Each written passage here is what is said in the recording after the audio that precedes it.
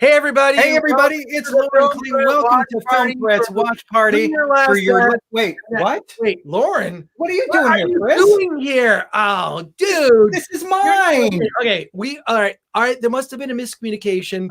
Okay. It's been a little crazy busy with the award show and everything. So, but I'm happy you're here. Thank you. I'm happy you're here too. Wait, what are you doing here? Well, first of all, I need to tell you about Award This, which is happening this Sunday at 4 p.m. Pacific time, 7 p.m. Eastern time. There's actually a red carpet that you can see 1 hour before, which is fun. You can watch, and you can watch it on YouTube. But tonight, To Your Last Death is one of our nominees for Award This in a couple categories, actually. Indie horror and WTF. We have a category called WTF, which is what is this movie?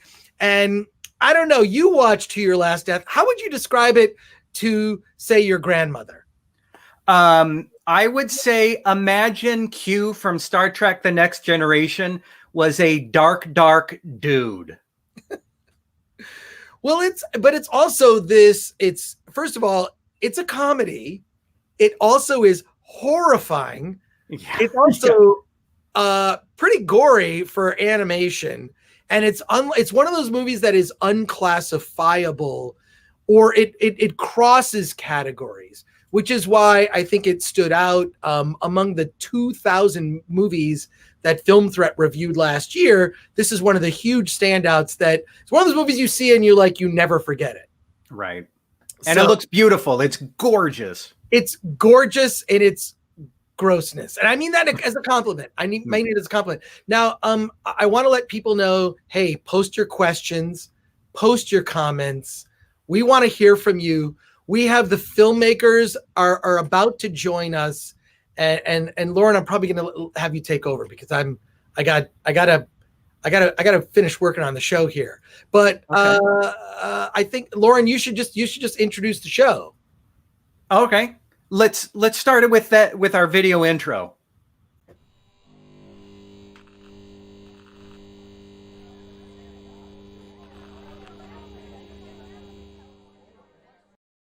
I love that video intro because it's that sound of neon. It's that sort of crazy neon sound. Yeah. So before we get started with the To Your Last Death watch party, I want to just remind people, Award This. This is your last chance to get free tickets.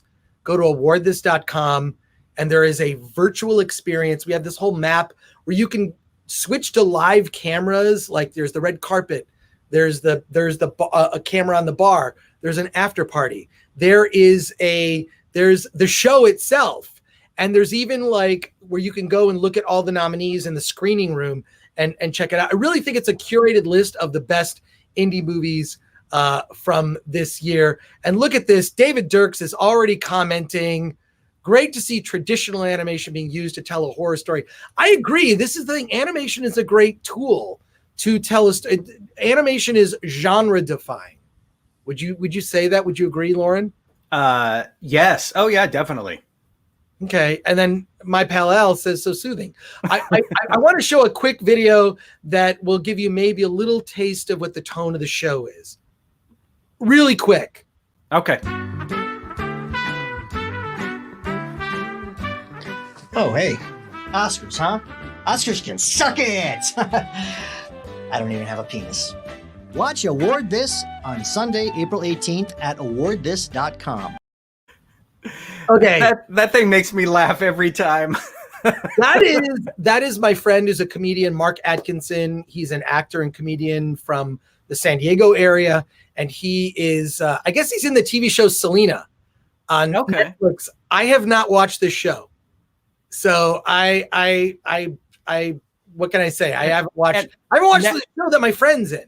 Yeah, now I know who the rando was on Facebook that's been trying to friend request me. That's Mark. So now I know. You can still turn down the request. Oh, good. Okay. I might advise that.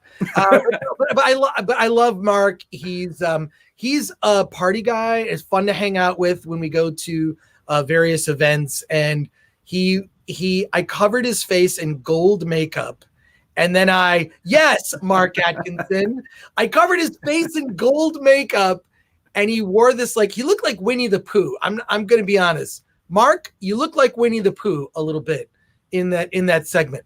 But please post your comments and questions. To Your Last Death. The great thing about To Your Last Death, I was so excited to be able to do this watch party. It's on Amazon Prime. Mm-hmm. It's on Amazon Prime.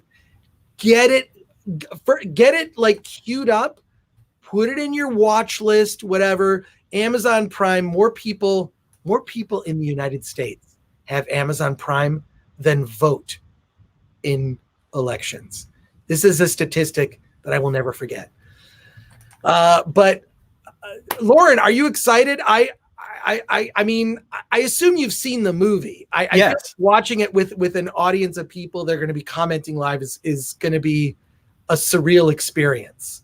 Definitely. And I'm excited to talk to Jim about some Easter eggs that I happen to find. Not that I normally will pause a movie every 10 seconds, but there was some things that caught my eye that I want, like a pirate that I wanted to talk to Jim about. I don't know if you've caught that, Chris. I don't remember. I'm trying to remember. I just remember like that it got so gory, and I'm not a fan of gore, which is weird because one would think that I would be.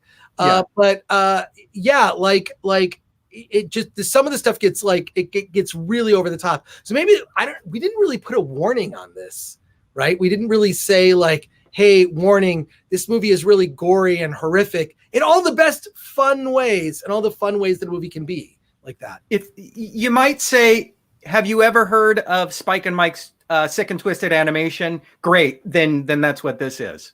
I would call this a perfect movie for that kind of venue. And Bobby Lapierre says, I thought that Chris Gorp, was the Wizard of Gore. Not true. I am squeamish, which you would not think that is true. Lauren, I have to hand the reins over to you, sir. You're an amazing host. And the other thing I should mention, you're a presenter tomorrow night.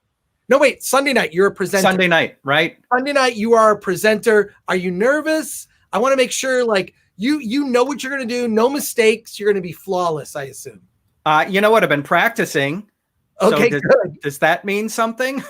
All right. Well, hopefully someone, sent you the script, and I'm sure you will be perfect and do a great job on Sunday at awardthis.com. Please watch it 7 p.m. Eastern, 4 p.m. Pacific on YouTube and at awardthis.com. Get the movie now queued up because the filmmakers cast, and this amazing cast. First of all, holy crap, Ray Wise, William Shatner. Who else is in this movie? Amazing voice talent. I'm deferring to you. You're asking me the question. I'm asking the question. I thought you were just vamping forever. I am vamping. Steve Geiger, who we've got with us, Dani Lennon, the voice of Miriam, amazing Benjamin Simon. So an amazing lineup of talent. So I'm waiting with bated breath, not bad breath, but bated breath to speak with them. All right. Well, then maybe I should go away, but I'm going to say to David Williams, I can't deny. Dave, I'm sorry. Yes, I am squeamish when it comes to gore, oddly. So thank you for posting your comment, David. We got comments like flying in. I'm so excited. We've got a good audience tonight. I'm going to take off. Lauren, I hand the reins to you, sir. Thank you. I'm so appreciative for you doing the watch parties. And also just, it's a fun, you get to watch movies and have a great time with the filmmakers. How awesome could this be? How awesome could this be? In a moment, as soon as you're gone, it's going to be great, Chris. I kind of agree with you. I got to say, I kind of agree with you. I'm going to go away then. And also, I've chewed up too much time already. Take your time and get ready to get this film on Amazon Prime, which is so awesome. Thank you, David, for your comment. My pal Al, Mark Atkinson, everybody else, Patrick Ian Moore, my old friend. Good to see you, sir. Look at him. Probably that is going to be marijuana, which is, if you are going to watch this film, I think it's actually an enhancer. I think it's a good thing. So Patrick, Thank you for that. Awesome. And don't forget to skip through. Oh, that's right. There's always when you watch stuff on Amazon Prime, there's an ad at the beginning. Try to skip that ad and we'll just sort of stay in sync with the film. Lauren, thank you so much. I can't wait to see. You're going to do a great job on Sunday. I have all the faith in you. You're going to be awesome. I'm good. Really I'm excited to do this. All right, guess what? I'm out. All right. Care. Have a great watch party. Love Bye, you, Chris. All. Take care. Bye. All right. Well, that's all the time we have. I'd like to thank my guests for joining us on the Film Threat Watch Party. Tune in next week when Chris Gore will say goodbye a Guinness Book of World Records 8,329 times. No, wait, I'm just kidding. Chris, thank you so much for letting me host. We hope you will stay along. And hello, everybody. Welcome to the To Your Last Death Watch Party. Enough about us. We've talked about everything in the world. Let's bring on the co-writers, the executive producers, the folks behind this. Let's bring on Tanya Klein. Hello. And Hi. Jim Sorelli. How are you? Oh, you are on mute, Jim. Jim. That's okay. Hey, what's up, Lauren? You are welcome. Did you enjoy that little banter that Chris and I in no way pre-worked out beforehand? You were amazing, and I am amazed that you noticed the pirate, Jim. He noticed the pirate. Yeah, that's pretty cool. Well, I guess we need to tell people what that is, but we're kind of short on time. We'll get to that while we're watching the movie. Okay, cool. Yeah, when it comes up. But so first, Jim, behind you is an amazing poster over your right shoulder. Oh yeah. Can you talk about who that is? Yeah, I don't know. That's same thing on my shirt. Oh. So that's a Morena Baccarin from Deadpool and Firefly and Gotham and Homeland and a million other things. She plays the game master in our movie. She is the sort of malevolent Q that you referenced in the beginning, and that's kind of right on the money, actually. Who sort of drives everything. She's the franchise character of this movie. Yeah. So tell me about where this project came from. Well, basically, the genesis of it was we wanted to bring something new to the genre. So in many ways, I mean, first of all, of course, it's animated, and we can go deeper into that when the movie plays, but we also are using some tropes and turning them around. So basically, we want to bring something new to horror. Yeah. Starting with, like the final girl trope, I mean, basically the genesis of this was, final girl trope is, we've seen it a million times. So we're like, how can we turn it on its head? So that's literally what we did. We started with final girl and we're like, okay, now what do we do with that? So, that's kind of what we wanted to do throughout the whole movie was subvert expectations. Yeah, and I mentioned earlier the Spike and Mike's Sick and Twisted Animation Festival. I don't know if either of you or anyone in the audience used to go to those, but this kind of made me excited and reminded me of those days of going out to the little rundown theater to watch a midnight showing with a bunch of amazing animation and writing. Yeah, totally. As I was saying to Tanya the other night, while we were working on the movie, one of the first things I did was look up to see if Spike and Mike's Twisted Festival of Animation was actually still a thing, because we were like, oh yeah, this is like the first people we got to hit up. It probably wouldn't have worked because it's a feature, but they weren't still doing it, but we found a few other places, so it was okay. Okay. I hear that there's a Dome movie theater here in Los Angeles that might be available if you want to, on a large screen. Oh my gosh, I think this would be amazing on the ArcLight Dome's screen. And sadly, if people don't know, one of the most iconic movie theaters here in Los Angeles is the ArcLight Cinerama Dome that's closed, but we know somebody will reopen the theaters, hopefully. Yeah, we're working on getting the money together to buy that theater chain right now, so we'll keep you posted. Wonderful. Do you have any names, rebranding names, like if the Film Threat Theaters or anything like that? I think that is an awesome title. I think, I think that is an awesome title. Rebranded theater. Good. We're going to start by hitting up when we bring on our other guests, all the actors. We're going to have them come on and do some kind of We Are the World musical video. They don't know this yet, but they're in the green room right now. We're going to spring it on them. Right on. So we'll bring those guests on in a second. But I wanted to hear about your background. You both are involved in something called Coverage Inc. and I'm really fascinated by this background. Can you talk about it? Well, we are story analysts, which means writers, screenwriters, and production companies send us their scripts, and we tell them what's working and what's not working and how to improve what's not working. And sometimes they listen to us. Actually, they don't. But the goal is to just really help writers, get a leg up so that, they've got a fighting chance when they take their script out into the marketplace. Got it. So that's amazing. And you've got a team of industry readers, I would imagine.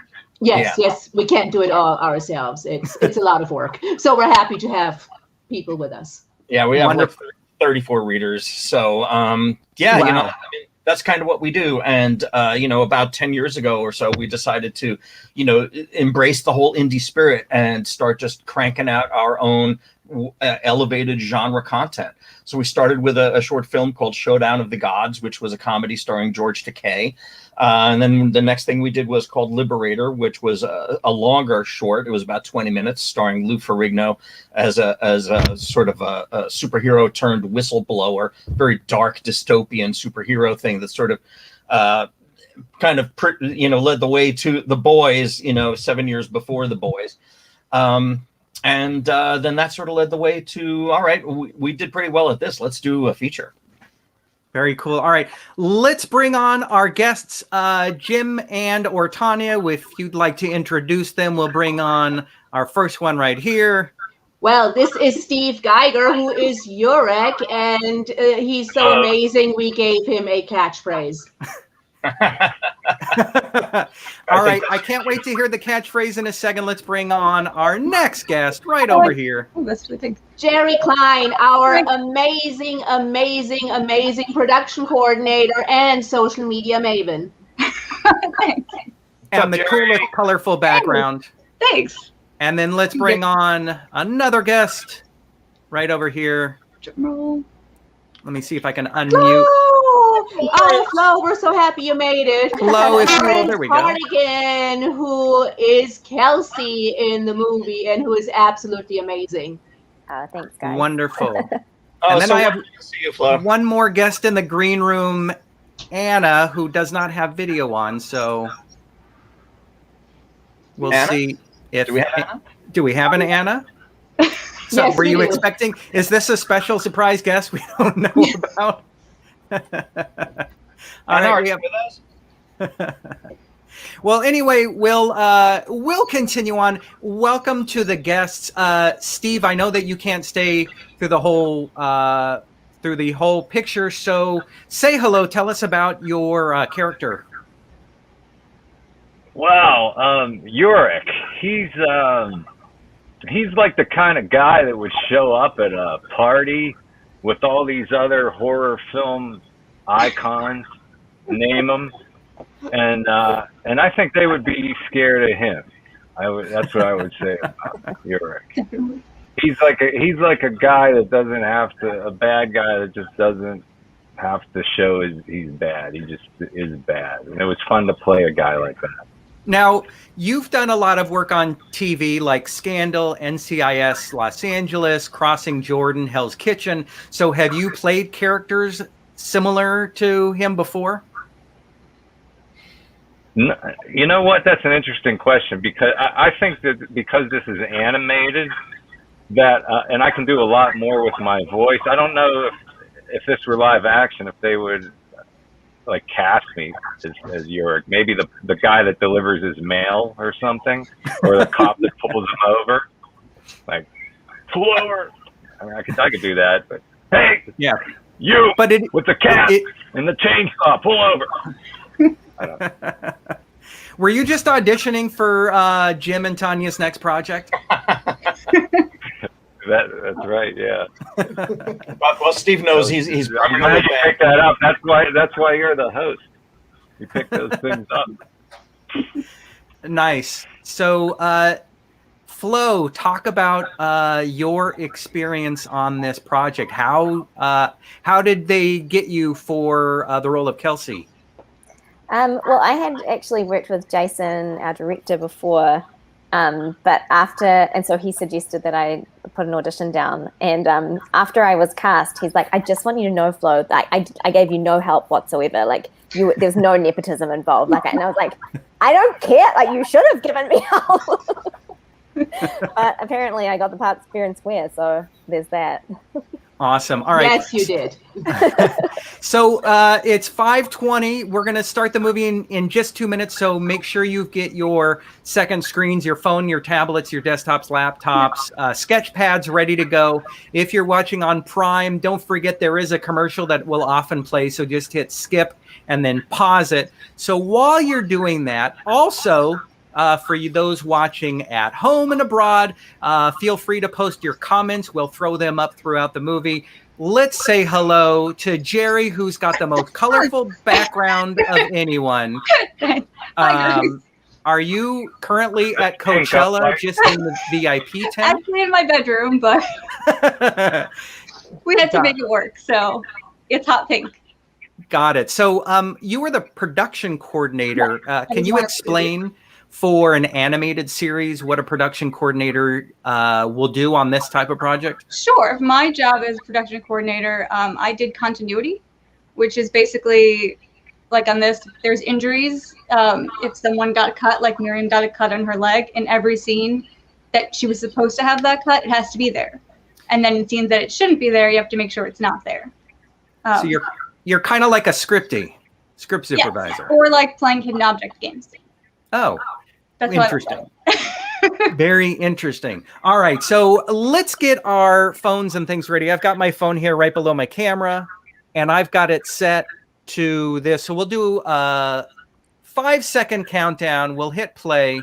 Make sure your volume's down on that. So 5, 4, 3, 2, 1, and play. So hopefully we should all be seeing quiver distribution. And that's okay if we're a few milliseconds off, but as long as we're kind of in the same area, that way if throughout our conversation, if anything comes up about a particular scene you want to talk about, we can do that. If you'd rather talk about your favorite pizza toppings because there's a lull in your movie for some reason, which I really don't see, we can do that. I am at the beginning of the movie. I hope everyone else is too. And so basically, this is actually the very first scene we're seeing here is the scene that Jim referred to before. And when you were asking Lauren about the genesis of To Your Last Death, this is essentially the genesis where final girl, works her way out of the wreckage, and then we think it's the end of the movie, but no, it's the beginning. In fact, like a few years ago, Jim said, "Hey, I have an idea. Wouldn't it be cool if, we start a movie with Final Girl and then she has to do it again?" And so that literally was all we had. And then we had to kind of figure out, this is a cool idea. How do we make it work? And so we tried several different things that we were thinking about, because if we want to have Final Girl going back in time and doing it again, it kind of involves some sort of time travel. So at first we thought maybe like a voodoo thing, just because voodoo isn't used very often in horror films.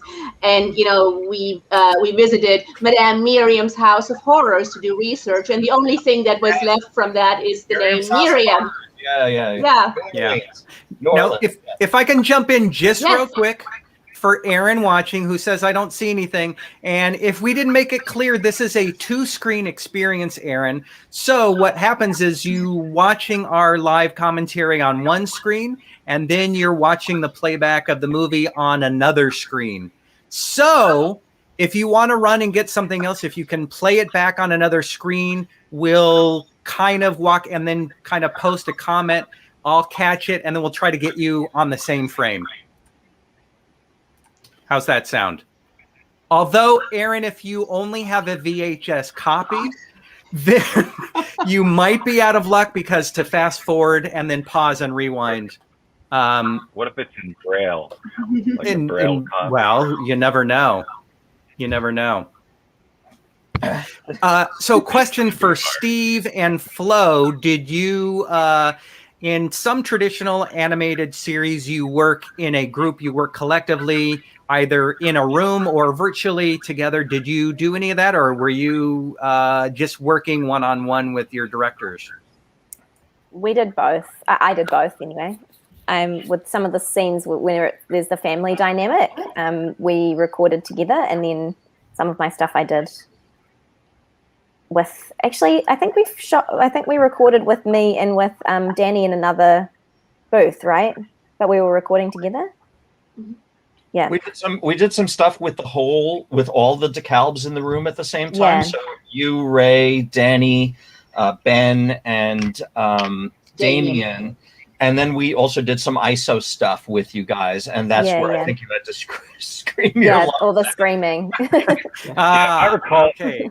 I recall there was a scene that you had me read with someone, and it had something to do with possibly the tone or the rhythm of it.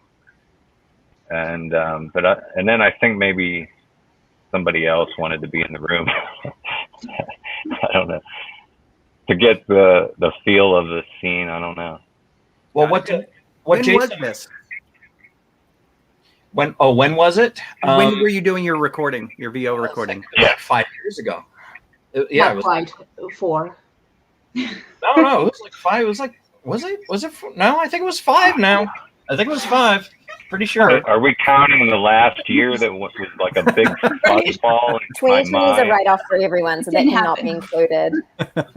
Okay. Well, jumping in, because we have a couple people who are trying to catch up. So I've got about 4 minutes and 48 seconds right now. So if you want to, for Bethany and Aaron, I'm at just approaching 5 minutes right now. So hopefully you'll catch up. Didn't we do this when we were younger and we really had VHS and DVDs, and we would have the phone and we would talk to somebody where you would tell them where you were, and you'd basically watch your movie over the phone while your parents were angry because you're running up long distance bills? I think that was you, Lauren. Sounds like a very specific story, Lauren. Not at all. Not at all. All right. So it's kind of like when you used to watch the family movies on the actual film movies, and set up a projector and everybody just talks during the thing. And there's Aunt Mary Ann or whatever walking around, and then there she is. She walks right behind you. Yeah. That's what it reminds me of. JD Smith, who's a digital artist, wanted to know how this was animated. After Effects, 100% after. No, not 100, but about 99.5% After Effects. There's a few 3D elements that we did, which we brought into After Effects, but it was all hand drawn in Photoshop on tablets by artists all around the world, and brought into After Effects to be animated by our team, supervised by Jason Axon, our director. Wow. And I wanted to go back to something you said before, Florence, which was, we found out, Tanya and I and Cindy Rice and all the other producers, when we were doing the casting and we were listening to everybody's performances, and we heard your voice, and we were just so blown away. We had no idea that you would work with Jason. So that what Florence said was absolutely true. No freaking clue. So Jason did not do anything to help you. Not at all. And in fact, we listened to hundreds, maybe thousands of auditions. It was kind of grueling. Wow. But what was fascinating was the people who ended up being cast, it was clear. Like, it was 100% clear from the moment we heard them. It's like, yes, those people. Yeah, no, there was no other choice. It wasn't even close. But the funny thing was, afterwards, like long afterwards, Jason told us, "Oh yeah, I did a series of Funny or Die shorts with Florence Hardigan. Have you ever seen them?" And we were like, "No." And then so he sent us the links, and we watched them. They're all great, by the way. But Thank you.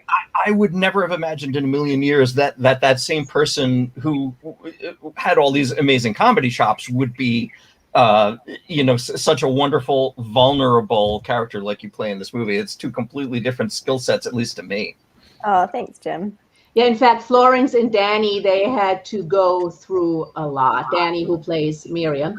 So Miriam and Kelsey, those two characters are really put through the ringer. And for both Florence and Danny, at points they were alone in the recording booth and just had to record screams and sighs and being tortured and all of that. Yeah. Well, we have And a new. here he is, we have a man new of guest. the hour. Hey, Jason, what's up? Hey, how you doing? Welcome, Jason. Hey, Lauren, how are you? I'm good. Thank you. Thank you for joining us. You are the director, and you're actually working on a new movie right now. So I appreciate you taking the time to jump in with us. Yes, I have a couple of minutes. They're actually calling me back right now. I've been trying to get into this lobby for about 5 or 10 minutes. Sorry. Hey, Lauren. So I know you out of this situation. I know you from real life. You and I, do? Yeah, you and I are old friends on Facebook. Well, that's interesting. Not at all awkward and pause-inducing. Yeah. Yes, sir. Hi. I hope you're well. So you're on real quick. I'm curious, Jason. We were just talking about the fact that this was produced in Photoshop and then After Effects. How do you direct something when it's animated by people all over the world? Who's compiling it all for you? I guess the staff did. We had different people as supervisors in different sections of the movie. It was a very slow process because the amount of time it would take to draw this art, and then the amount of time it would take to have animators animate each individual shot and scene and line everything up. It took a very, very long time. So you're sort of like you're directing very, very slowly, very, very slowly, like a long, slow, protracted experience. The best advice is that whatever instincts you had at the very beginning when you started the project, you have to hold on to those instincts and make sure that as the film gets made, you're not saying, oh, you're not second guessing yourself. It's too easy in the middle of a very slow, very, very slow process to wonder if maybe this was a different path was the right way to go. So it was a very slow process. That would be my answer. Got it. Was this a lot of conversations with Jim and Tanya then over the course of this time? Sure. We definitely had conversations about the film over the course of production. That happened. I was there. Yeah. 5 years worth. Yeah. Oh yeah. Absolutely. That's amazing. So, Jason, you've directed and or edited over 150 or so projects. Is this your first feature, your first animated feature, your first animated gory semi-comedy feature? Sure. This would be my first feature and my first animated feature. I'm doing my second, both of those right now. And we're at the very end, hopefully, knock on wood, as it were. But before that, it was mostly commercials and sketch comedy, like with Flo, of course, and some web series stuff. A lot of, there's a lot of really great, an opportunity to try a lot of different things when you're involved in like an improv theater like the UCB, because a lot of people there have crazy ideas for sketches they want to make in different genres, science fiction, drama, horror, you name it. And you have a chance to kind of try everything out at a very low budget with incredibly talented actors who are incredibly funny. And it's like you can really cut your teeth trying everything out and seeing how it goes and seeing how it works. And eventually, if you do enough of them, like 150 of them, you get to do a much longer piece, like a film. Yeah. It is, and a lot of people are saying podcasts are kind of the new inexpensive way to test out ideas. Sure. That sounds like something people would say.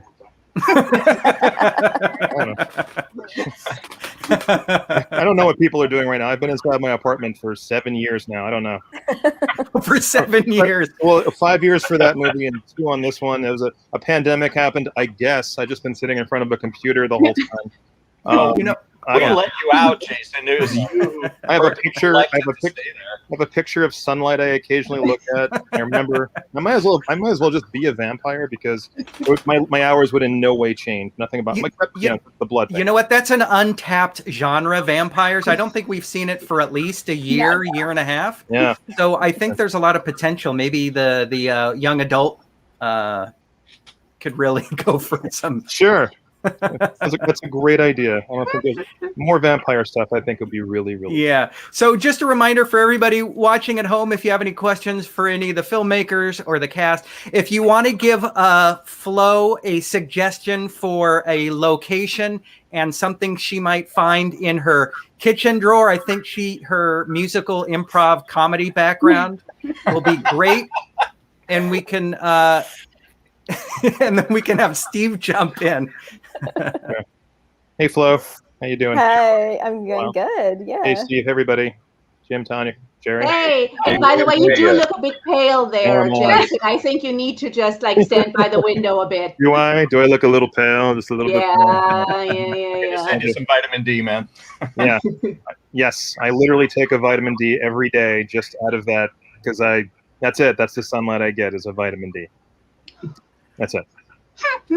Now, Jason, you talked about time travel, and I think this past year feels like an odd kind of time travel. It does. I'm a huge fan. I've talked about Next Generation before. This is kind of like a time travel or a time redo. So, Jim and Tanya, can you talk about your love of time travel and the different ways you thought of telling this story? Or was this kind of the way you wanted to do it? Oh, no, we tried everything. I mean, here's the thing with time travel. Time travel is very hard to do well, simply because you have to make sure that the audience can follow along, that the rules make sense, that, people don't get confused about what is happening and why. So we did, at first, as I said, we were kind of exploring voodoo, and the only thing that was left over from that is the name Miriam.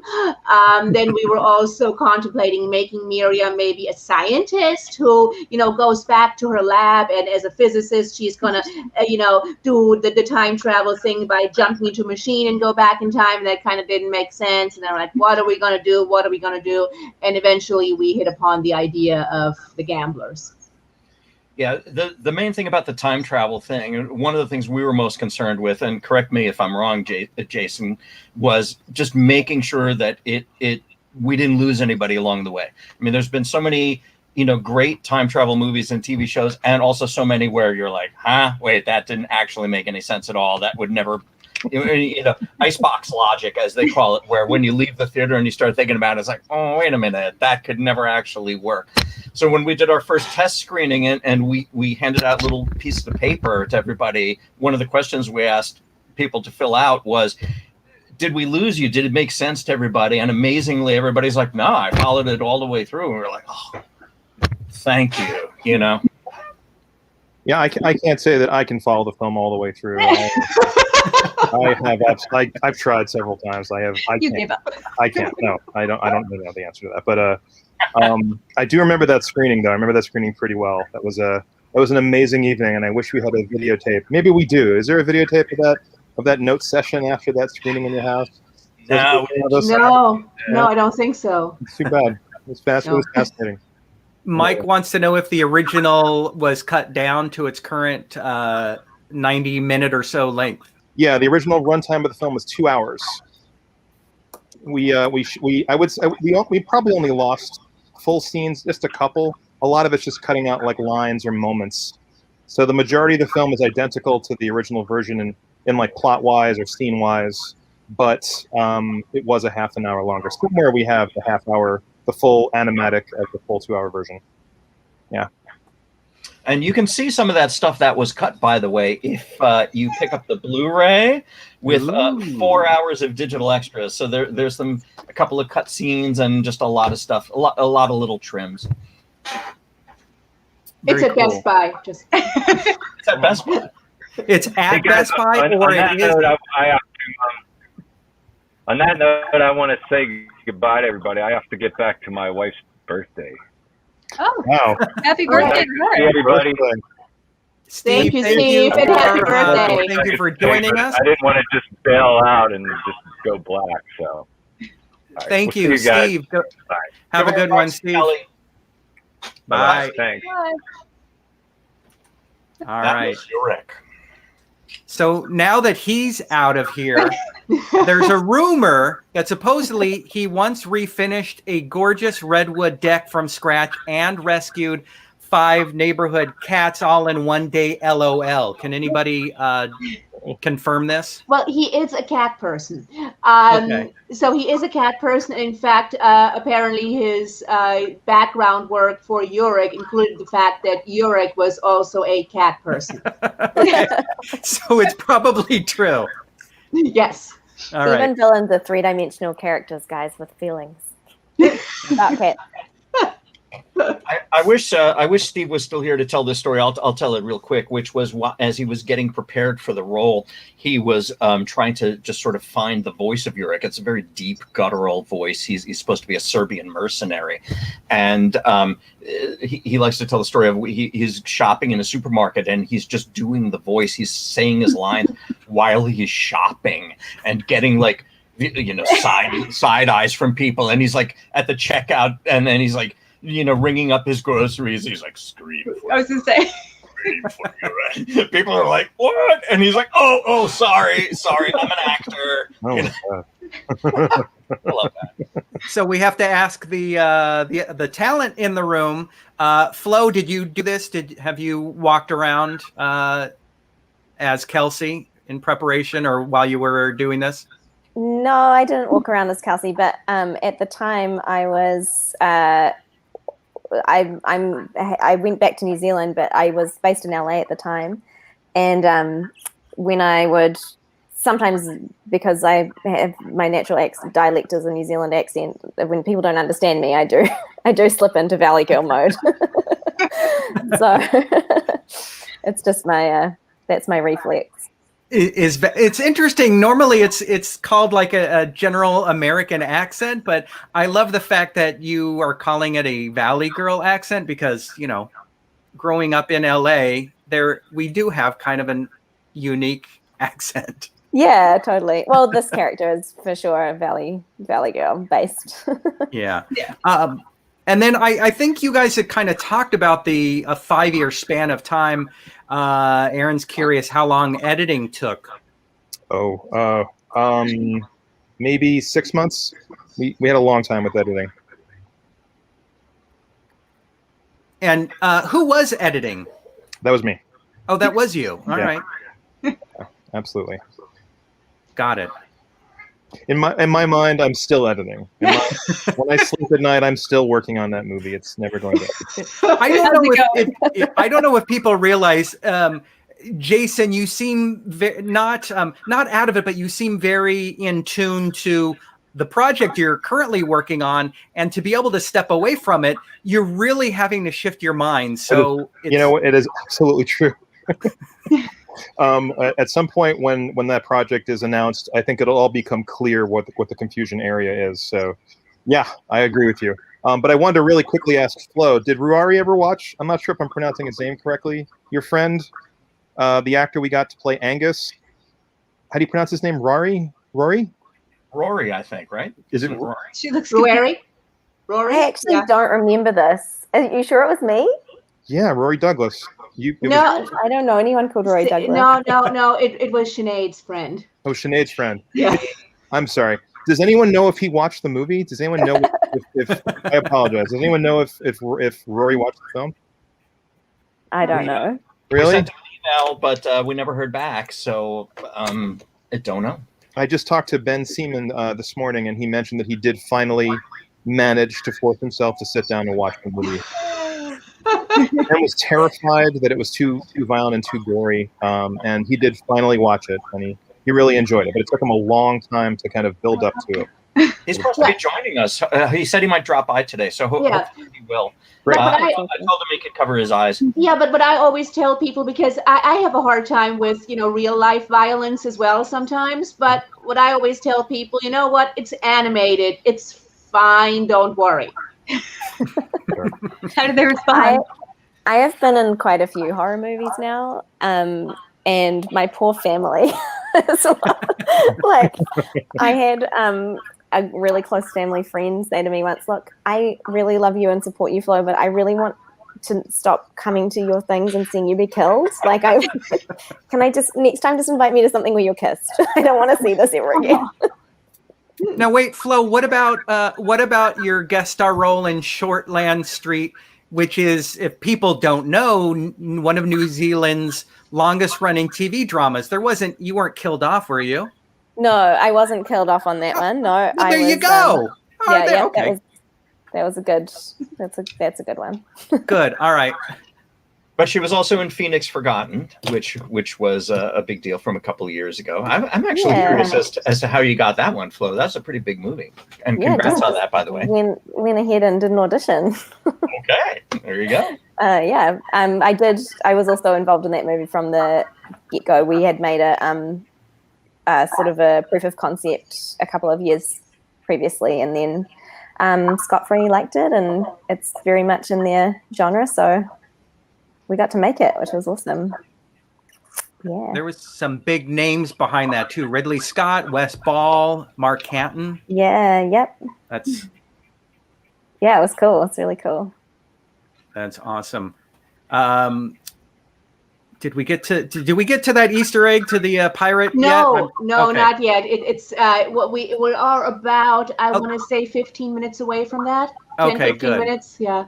And so right now, this is Bill Moseley as our disfigured mercenary Pavel here. And Bill described his character as sort of like, how did he say it was like riffraff from Rocky Horror meets Jeeves or something like that, which I thought was very interesting. And let's just also add that, like, Bill Moseley in real life is funny. He is like one of the funniest people. He could easily do stand-up comedy, and you don't kind of expect that from someone with his resume.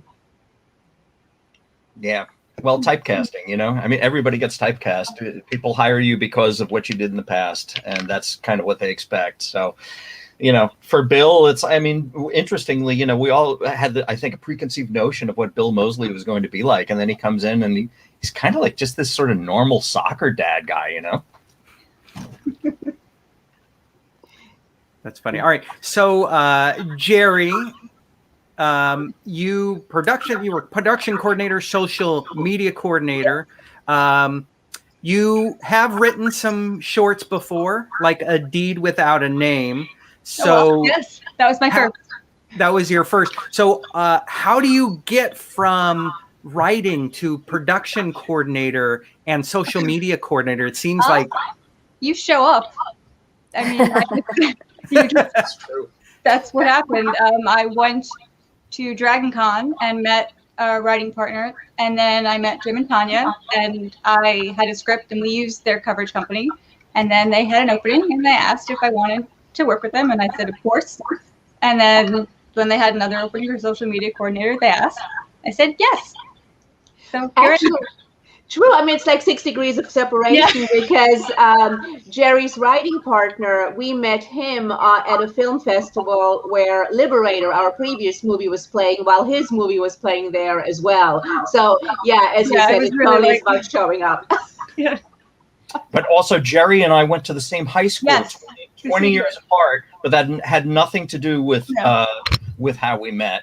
But also that's so true, Jerry, because like especially in this film, but also in the entertainment industry and life, I think like just showing up and just simply doing what you say you're going to do is it sounds so silly, but yeah, 100%. that puts you ahead of like 95% of people, because there's so many people who are just like, nah, I'm not gonna bother you. Like, can you do this? Yeah, you can try. You can do it. And even if you can't, like, well, I'll figure it out. I don't know how to do it, but I'll Google it, And it's like, That's Jerry, what you've been that person for us for like 6 years now, which is It's been working pretty well for me. So I will say that's one of the great things about film school is that you learn how to do all these things on your own. You learn how to last minute shift into different roles, and you find out if you really love what you're doing or not. yes. Absolutely. So, Jason, while we have you, I want to ask you. I don't think we've ever asked you about like what it was like for you to work with Ray Wise, because I was a huge Ray Wise fan. I think you were from Twin Peaks as well, right? Yeah, absolutely. Ray was great. Ray was a total pro. Ray is somebody who you don't really have to give a lot of direction to. I think the biggest question he had for us was, how campy do you want the performance to be? At the very beginning of the recording session, he's like, how campy do you want this to be? We're like, really, really campy, like really big. And he's like, and he actually stopped and he was like, really? Like he couldn't believe that would be what we want, but it was. And that's why he's so crazily over the top in this movie. Yeah. He was great. He was very, very, very, very like warm, professional guy. I think he might have just had a baby around the time that we got him too. I'm pretty sure. He was a new dad, or maybe he was maybe a year into having a kid, which I remember just being surprised by, because he seemed completely relaxed and rested and everything. And I know when people first have a newborn, everyone's exhausted. So he was great. Cool. Yeah, we got so lucky with our cast in so many ways. I mean, it's like our dream cast, and we still could not believe that we got all of them. I mean, there are some stories like, Jim, I don't know if you want to talk about how we got William Shatner. Well, let me tell the extremely abbreviated version of that. So, there's a gentleman named Andrew Clement who is a special effects makeup artist of incredible repute. He co-designed the Deadpool makeup with his partner Bill Corso, for example. So in terms of special effects makeup guys, he's like at the top. He did, the superhero suits for The Boys, So Andrew Clement and I went to college together. We both went to SUNY Purchase together back in the day. And, we sort of hung in the same circles. I was, big horror movie fan, as was he. We were both Dick Smith fans. For everybody who knows anything about horror movie makeup, Dick Smith was like the godfather of special effects makeup. So we got friendly. And, many, many years later, we became Facebook friends. I lost touch with him for a long time, but we became Facebook friends. And then I saw he had put up a post on Facebook saying, proud to be William Shatner's personal makeup artist for the last 10 years, with a picture of him with William Shatner. And I was like, well, how cool is that? So I emailed Andrew. And I was like, hey, man, how did you get to become William Shatner's personal makeup artist? That's amazing. And he said, well, it helps when you're married to his daughter. I was like, oh, okay. I never knew that. That's like, I feel like a fool. So, we had already shot and wrapped like all of the voices for this movie like months beforehand. But just that conversation really got me thinking. And I went to Tanya and I was like, we have a possible into William Shatner. Is there anything we can do with him? And we put our thinking caps on, and very quickly it was like, we need a Rod Serling. We need a Rod Serling for this world. It's perfect. It was like the missing piece of the puzzle that we didn't even know was missing. And once we knew that, we're like, oh yeah. And then we sat down and we just started cranking out. I think we wrote about 2.5 pages of dialogue for William Shatner. And I asked Andrew, I was like, hey man, would you mind making the entree to us to William Shatner? And he kind of laughed and he's like, like he gets asked this question 100 times a day. And he's like, look, I'll connect you with his manager, but I can't put in a good word for you. You're on your own. You're going to live or die based on the strength of the project. But, I'll open the door. And that's what he did. And amazingly, it worked out. So that's how it happened. Wow. And what a get. What an incredible experience that was. I mean, I'm such a huge lifelong Star Trek fan.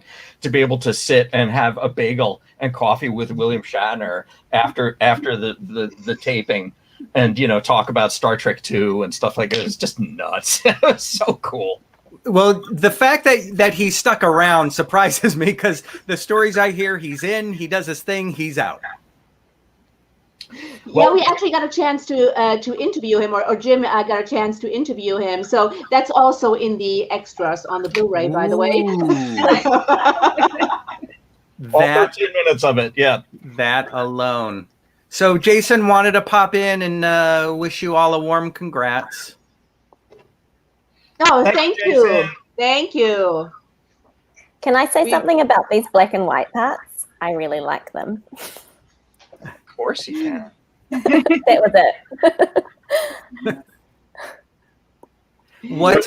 What scene is on the movie right now? What's going on? I don't have the movie up. What's going on right now in the movie? Well, right now we are in we're with the gamblers.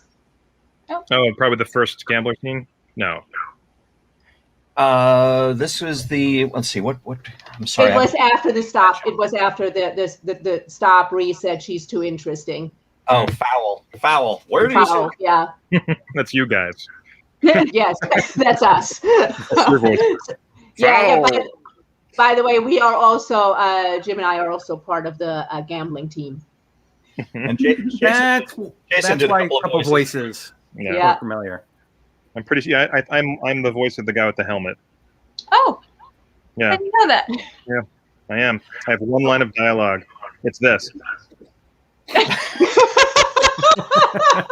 You're line. also the cell phone leader. You're the voice of an Arnold-esque guy. Yeah, that's right. Gets the chopper. Yeah, and I'm the cop in the very beginning of the movie who says "ma'am." That's me. Yes. Wow, your Jason, your SAG-AFTRA dues are due in about 30 minutes. Yes, I'm raking in the dough. Let's face it. It is now sadly time for me to jump back off and race back to the other computer. I just want to say thanks for having me on. Hi, everybody. Have a great rest of the movie. Thank you, Jason. Good to see you. Thank you, Jason. For all those really great Easter eggs we stuck throughout the film. There's a lot. So call them out as you pass them and freak everybody out. We will. Wonderful. Thank you, Jason. Thank you, Jason. Later on. Bye. Jason. And by the way, speaking of Easter eggs, the pirate one we were talking about is coming up in about, I want to say 5 minutes. All right. Just FYI. Don't worry, I'll call it up because I think I'm like 6 seconds ahead of you guys. So I will let you know. So Flo, you were talking about the black and white stuff, and I wish Jason had stuck around because we could have asked him about that. But I think I know because he answered why he did that. Jason wanted to have some different stylistic designs within the movie, and so he chose like a very sort of muted pastel color, for example, for all of the flashback stuff, like when we see Miriam's family upbringing, when we see them as kids, all of that is just kind of washed out and pastel. And then he wanted, sort of a more aggressive Frank Miller-esque style for like the scenes where like an elevator shaft and stuff like that. He's sort of like, I'm not quite sure what the influence of the muted pastel stuff was, but I know he's paying homage to certain artistic styles. Well, basically, the muted was like a 50s cartoon because it was a flat, like the 50s cartoons, which are 50s comic books, which were more muted. And that's why when we saw Miriam's mother being abused, since that was in the past, that's why he chose that. Right. I remember we even had a discussion about how we could try to make the look of that like old style printing, where it was like the little dots, I don't know what that's called, but like in newspapers when they did that back in the day. We ultimately decided not to do that, I think, but yeah. And by the way, pirate Easter egg coming up in about 2 minutes. Really looking forward to this pirate Easter egg. I've heard a lot about it. It's really not that. It's not worth all the build-up. It really isn't. But I happened to catch it and I paused. So people can go back. So Tanya, once we've gone through it, we'll take a look at the time mark and people can go back and look at it. But there are a number of things that I thought were pretty cool. There are, and I'm amazed, Lauren, that you saw it because I think most people don't. So it's amazing. Great eye. I mean, most people really just have seen the movie like a gazillion times and like, huh, what? So yeah. Well, I have a lazy eye, so I was looking off, not even looking at the monitor, and this eye caught it. So it just happens to do that. Okay, we're coming up onto the copy nook, and she is. I'm a few seconds. Oh, okay. Ahead. Okay, here we are. Okay, we're not there quite yet, but it was on 37, 15, and 16. Okay. There were a few. Oh yeah, it's on my monitor now. So yeah, you can see Liberator, a poster for Liberator on the wall behind Miriam. Our novelist's previous book are on the wall, the covers for his previous books. And right now, talk about Jared Balzer. You've got his book, and who is Jared? He is the writer who did the novelization of To Your Last Death. Yes, there is a novel, To Your Last Death, and you can also get that on Amazon. And he's an amazing writer. He also has other books out, like The Oak Clan, which are very good. So you can also get those on Amazon. Yes, so that's Jared. And he's a horror fan. He loves horror.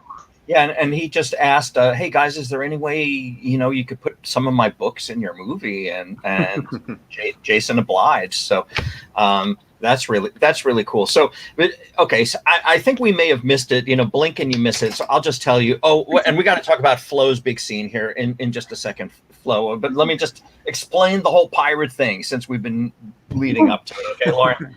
So what Lauren was alluding to basically is there's a picture of me and our Chihuahua in the movie, and I'm dressed like a pirate.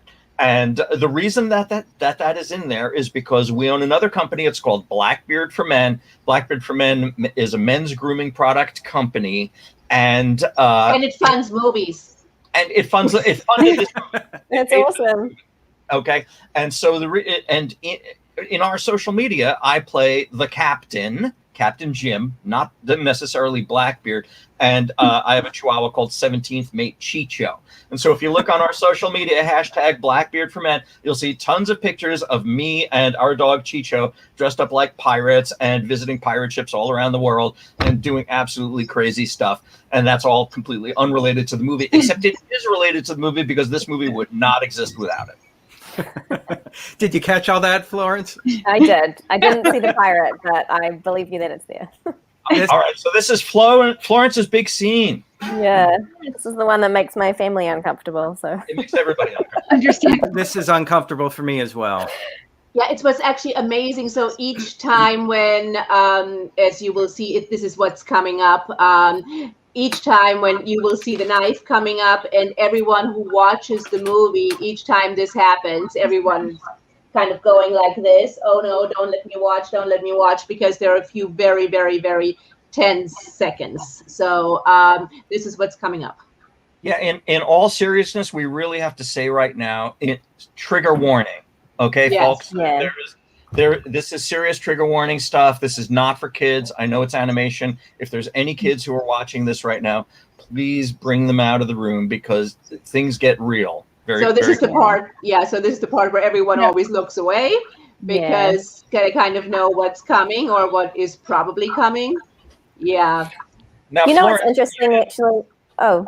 No, go. I was just gonna. No, just go ahead. Yeah. Well, I was gonna say, it was funny. You guys were talking about earlier not knowing sort of that I do comedy as well as I like drama. But I think what's interesting is like I actually do a lot of horror and I do a lot of comedy, and I think that those things aren't so very far apart because I think in both of those genres, you're basically playing with tension, like you're creating tension and you're releasing tension, and I think. So I think, like this movie, I think good horror movies have an element of comedy to them. But I think like to play in those two art forms, you're sort of dealing with extremes of emotion. And so I think that there's like definitely like complementary skill sets often. It's funny you're talking about comedy as you're sawing your I was not looking at the screen when I was saying that, actually. Well, sorry Flo, for the incongruity. Flo, if you weren't going to talk about that, I was going to mention Jim being in a Pink Floyd tribute band because I thought, what better way to change this subject? I want to talk about the gore. Yeah, we can totally do. We'll say I just part of it. I just teased the next interview. It's Lauren interviews Jim about his Pink Floyd tribute band. Yes, it's pretty cool. Continuoussignal.com. So no, in all seriousness, Florence, I don't think I've ever asked you this. I really do want to know because I mean, like you were in a recording booth. Obviously, when you're doing voice work, it's all you're just visualizing stuff in your mind. You did not have to perform this.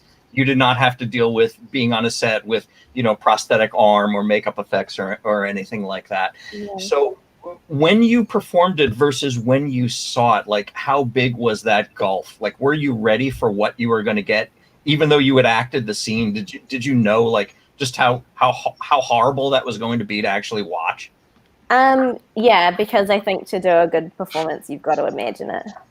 So I don't think there was a huge gulf because in order to be able to go there, you do kind of do that. And yeah, I don't know why that's fun for me, guys, but You're releasing it.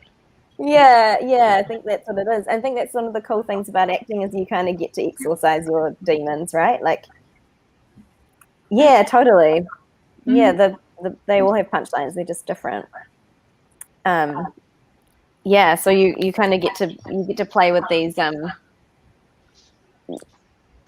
you get to play with the stuff that you might not even look at in yourself, or the things that you're afraid of, or yeah, you get to kind of explore all the like mossy reaches of your imagination. I like that. Mossy. It makes me think of Cabin in the Woods. And what I mean, for me, it was such a way to tell a story. Yeah, Anna Hutchinson's also a Kiwi, actually. Oh yeah, star of that. Yep. Yeah. Oh, so the scene that's coming up right now, again, I'm a few seconds ahead, was actually a great scene between Dani and Flo. It's the one in the room where those scenes between Dani and I were actually came out so sweet. I thought, like, well, the sweet ones, you know. Yeah, no, it was a great relationship between the sisters, and so this was like a very, a cathartic scene between the sisters that's coming up, and that was actually the scene we used to audition animators, because basically for animators, what you need is, you need people who are great at doing the action stuff, and that's why we had them do walk cycles as well. But you also need animators who are good at the acting stuff, which is, this is an acting scene essentially. So this was the scene we used to audition animators to see how they were with, the emoting of the characters. And so this was actually a fantastic acting scene also for Flo and Dani, because it really, so the sisters are honest with each other for the first time, and Kelsey tells Miriam a lot of things that Miriam simply was not aware of, because Miriam does have her flaws. We really, this to me is the heart of the movie. And Tanya, I know you worked really hard on this scene. This is mainly Tanya's scene here. We really were trying to sell this relationship between the sisters, because if that didn't feel real, then the whole rest of the movie is dismissible. So that to me is really it's the core of the whole movie. There had to be a real and believable family dynamic between these two. And look, we've all got. Yeah, in general, between all of them, because with horror movies, what happens so often is that, nobody pays attention to the characters, and everyone just pays attention to the blood and the gore and all of that. However, if you forget about the characters, people simply don't care. If we don't know these people, if we don't care about these people, we don't care if they live or die. So it's just so important to get the relationships, to get the characters right. And it makes it that much more wrenching, of course, because, you invest in these characters. So, spoiler alert, when everybody frickin' dies, it's all the more horrifying. I mean, at the end, it's this sort of grand guignol of just absolute mayhem, and it's it's kind of hard to take seriously, and it's a little comedic. Absolutely. But still deep down inside, I think we do care about Kelsey. Who dies like 4 times in this movie. We do care about, Ethan, and, at least a little bit. I hope so. I don't know. Yeah, but, that is why, and we can say that often enough, but that we're also saying that because we're story analysts, but you just have to, the script, you got to get the script right. I mean, like To Your Last Death went through, I think, 27 drafts. Yeah, 27 frickin' drafts over a year and a half. And as I like to tell our clients at Coverage Inc., like if we had shot draft 23, this movie would not be nearly as good. And God forbid if we had shot draft 11, Yeah, because So- writers often, of course, get frustrated. I mean, we get frustrated too when we keep getting notes. Gosh darn it! Stop giving us notes. You just didn't get it. So we get that too. However, it's just so important to just keep making it the best you can. And frustration is kind of part of the problem. I think Jim dropped out for a couple of drafts there because he got so frustrated at one point. draft 12 or 13, I was like, we're never going to make this work. And the secret was we wound up literally throwing away the entire last third of the movie and starting afresh. And because it just simply wasn't working and we couldn't crack it. And the solution was right there in front of us. We talked a little bit about this in our behind the scenes interview, which is on the digital extras. But basically it was like, we still had this stupid voodoo idea in our head. And it wasn't until we got rid of all of that and realized that, yeah, the only way for the siblings to turn on each other is, of course, it has to be motivated by the game master, because she's the one who motivates the entire movie. It was right there in front of us the whole time, and we just weren't seeing it. And then finally, once we saw that, I mean, it still took like another 14 drafts before we got it right, but then we were at least moving in the right direction. When is it good enough? Or when do you decide that something maybe isn't 100%, but it's still something to move on with?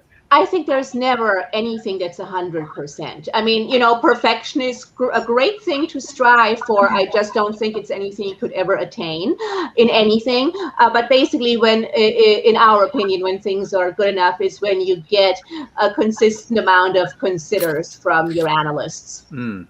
And of course, by the way, we're using our analysts, but we're not telling them it's ours. It's our script. So we're submitting them under pseudonyms. Got it. Now, are you going to continue to use your same pseudonyms? We won't then ask you to reveal them.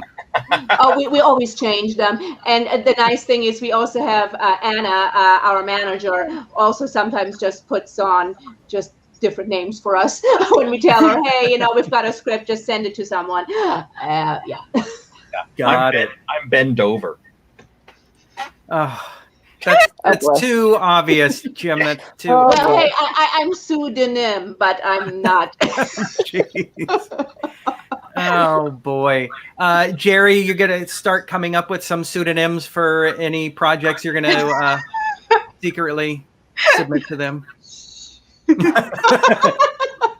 And if anybody joining us out there has any perfect pseudonym names for Jim or Tanya for the future, IP freely, Dewey, Cheatham, and Howe, those are always great ones. Oh my God, Three Stooges reference. I'll bet my wife is in the other room just shaking her head with the Three Stooges reference. That's awesome. All right, so I don't know where you guys are at, but I'm at Miriam is just pinned down in the boardroom with Uric. Yeah, that is such a great scene. Also, a great showcase for Steve, because Steve gets. I mean, it's a different sort of horror because it's not physical horror. It's really psychological torture that's going on there, and it's just a great showcase for Steve because Uric tells Miriam a bit about his past, where he's been and what he's done and how he's come to the conclusion that it's, all about power. It's all about torturing people while being up close. So it's quite frightening. And then here actually is one of my favorite scenes because what we've got our little detention scene coming up, and it's really one of my favorite scenes because it's such a nice release from what's gone before, especially with the scene in the conference room with Uric and Miriam. So Ethan is getting tortured in his own special way because basically Daddy Dearest wants to deal with his kids because in this way because they've disappointed him in their own special ways. So that's how he wants to punish them and kill them. And so, we're back in the conference room with Steve at least it's what I have on my screen, with Steve psychologically torturing Miriam. And then later on, we're going to go back to, first Connor, and then to Ethan.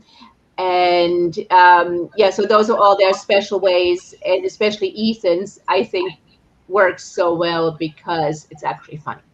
Well, you brought up two separate things there, so let's kind of unpack that a little bit. So this scene here was actually really difficult, Tanya, and let's talk just a bit about that in a second. Yeah. But also I want to give a hat tip to the great Mark Whitten, who did the voice for the characters of Walt as well as the Epad in this movie. And I invited him to come today. Unfortunately, he couldn't make it. I really wish he could have, because Mark is just an incredible voice talent. Yeah. I don't know how we found this guy. I really don't. He just showed up, and I mean, obviously, and he was perfect. we were in the control room listening to these voices. This guy. I mean, like, could you imagine a better Walt than Mark Whitten? No. And the Epad voice was factors, and I'm just like, oh my god, so creepy. Yeah, I mean, an Epad, it's a thing. It's an inanimate object. It's a computer voice, and it was perfect. It was just so wonderful. And yeah, it was the comedic relief we absolutely needed. And that really kind of told the audience right then, like, our tongue is in cheek here, guys. It's okay to have fun with this, you know? But let's talk a little bit about this Urek scene, because it was a bear to get that whole speech right. Yeah. Oh, yeah. I mean, we've worked very hard on that, because also with animation, it's a bit different than it is with live action. So there are just some things we had to cut to make it a bit shorter, but also you want to get it right, also tonally, because you want it to be psychological torture, but you don't want to make it where it's just too much, especially with, you have animation and then you have this psychological torture. It was a lot of work, and it was also the animators, and Jason just did such a fantastic job on this because it's so difficult. It took that one scene, getting the pacing right, took like over a year just for that scene. We recut that so many times, but this is kind of an interesting point. That scene originally, what Urek says, there was like a whole extra page of stuff, and I believe it would have worked fine in live action. But animation is a different animal. I think people have less patience. Also, our animation style is not full animation. It's very limited animation. So there's only so much that we could do in terms of character reactions and acting, within the characters themselves. So this version that we wound up with was the best possible version for this movie. But had we shot this as a live action version, that scene probably would have gone on substantially longer.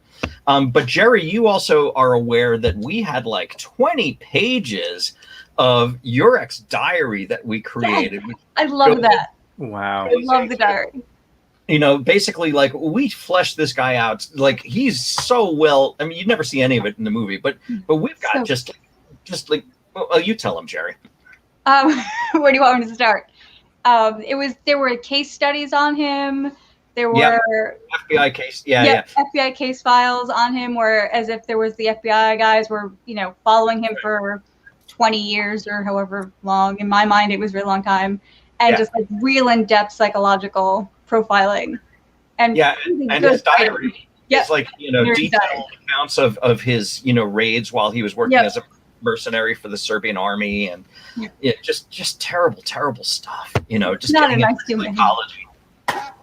Yeah. Oh, we are at the Epad scene right now. So basically the joke here is that Ethan had a relationship with his middle school teacher, and which really pissed off his dad. And so he is like, well, your math, that's why your math skills are so bad, essentially. And it turns out Ethan's math skills actually are this bad.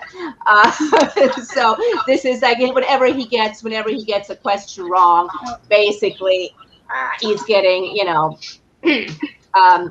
I love the fact that the touchscreen doesn't work when he's trying to press it with his tongue. That's my favorite thing. He's like, why would it work? Yeah, but touchscreens never work. I hate touchscreens, which is why that happens. But I hate touch screens too. Yeah. Well, that's why there's that line in the script from Cyrus. Yes, exactly. You must have written that. It's like, I don't know why you kids like these things. Or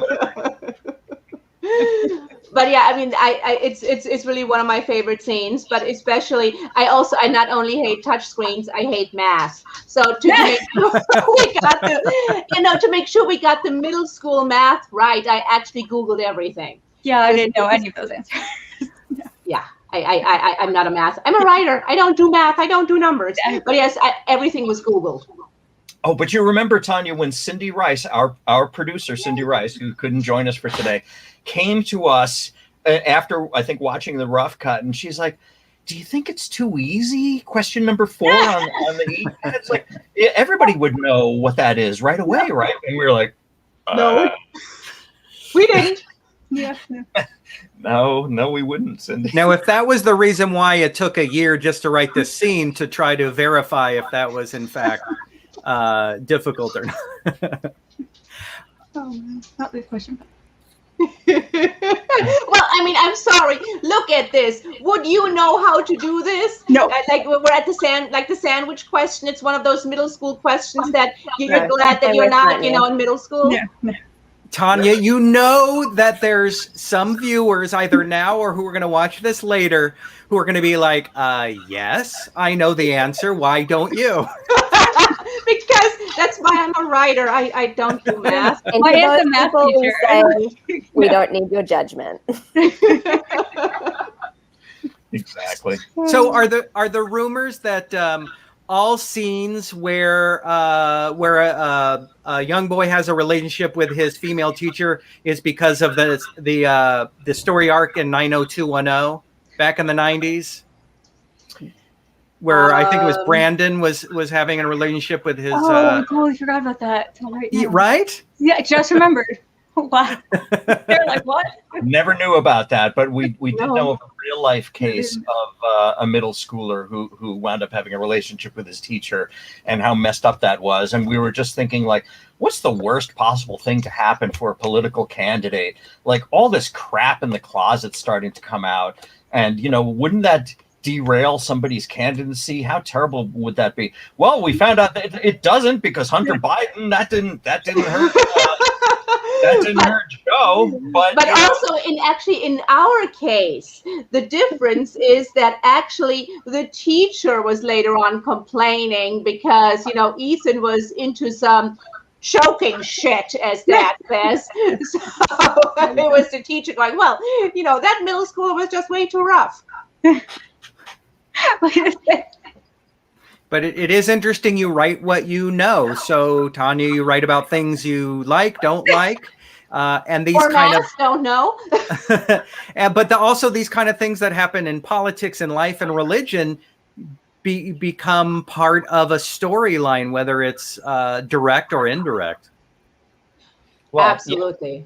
One of the themes of the film, Lauren, I mean, there's a bunch of themes at work here, but one of the themes is, it is political. There is political content to this film. It's the story of an extremely powerful billionaire who doesn't give a shit about anybody, not even his own kids, and the story of his siblings, and in particular Miriam, who are dealing with how do they have a life in the wake of that baggage. And Miriam decides to basically devote herself towards becoming a champion against everything that her father represents. All of them have sort of found their own paths towards dealing with the maniac that Cyrus is. Kelsey just becomes a drugged out shopaholic who can't figure out what her path is in life, and marries a guy way older than her so she can be taken care of and not have to worry about anything, et cetera, et cetera. They all have their own things. But Miriam, in fact, it's sorry to interrupt, but it's in fact, absolute power corrupts absolutely. And I mean, the whole thing is that Cyrus was the absolute powerful one until his kids kind of managed to take him down, and now he's taking his power back. But lo and behold, there are even more powerful beings. In this case, the gamblers, who are there and with their absolute power. Yep. Exactly. I can't add anything to that. But yeah, so all of them had to deal with growing up in this house, and you have Ethan, who is just I don't want any part of this world. I want to be, want to go play music in the clubs and tattoo myself all over the place and don't ever want to hear from these people again. But the reason why Miriam is the protagonist is because she's the one who understands what's going on and who understands what people like her father do to this world. I mean, her father essentially is a war profiteer, and Miriam is a peace activist who tries to, and it's in direct reaction to seeing what her father has done, how her father profits from war and destruction. So she is a peace activist, and she is trying to fight the good fight, which is what she's doing throughout the entirety of the movie. Great sitting class. My pal Al. Yeah, that's a great comment, my pal Al. You would need to get parent permission slip in order for the kids to be able to watch this, though. True. Remember when there were civics classes? They don't exist anymore, sadly. We didn't have any. Yeah. That's not at our... Mr. Forand probably would have taught that, right, Jerry?